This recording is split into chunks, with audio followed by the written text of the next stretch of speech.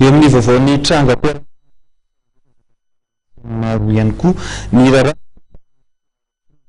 herinandro lasa teo ny famonoana ho faty lehilahy lehibe 70 taona zay tratra nangalatra amin'izao fotoana izao dia efa nisokatra ny fanadidina sy ny famotorana momba ity raharaha ity indrindra ka ny avy eo anivon'ny polisy pirenena no misahana izany raharaha izany.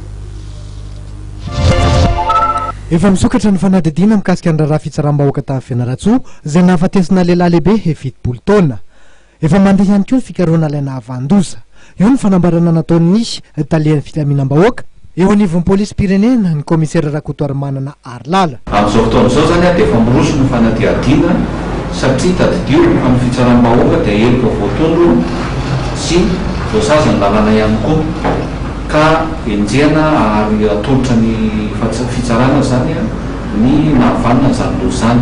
Raha ny tranga manokana atao Fianarantsoa io moa zany dia efa mandeha amin'izao fotoana izao ny fepetra amin'ny fanadihadiana miseho hikarohana andreo nahavandoza.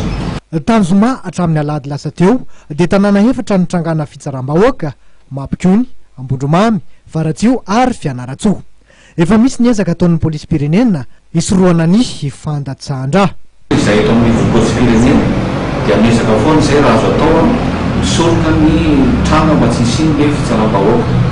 Ohatran'ireo tranga amin'ilay tanàna telo izany hoe Mampikony, Ambondromamy, Varatsio dia miezaka amin'ny polisy pirenena zany misoroka ny fitsaram-bahoaka izay isaky nataon'ny olona ao zany aloha ny fifampiresahana amin'ilay vahoaka manao hevitra ny zareo mba tsy hiroso amin'izany satria fandikan-dalàna ny fitsaram-bahoaka. Fa eo ihany koa ny intervention zany hoe fidirana tseritra amin'ny vatana nanala n'ilay olona ho atao fitsaram-bahoaka.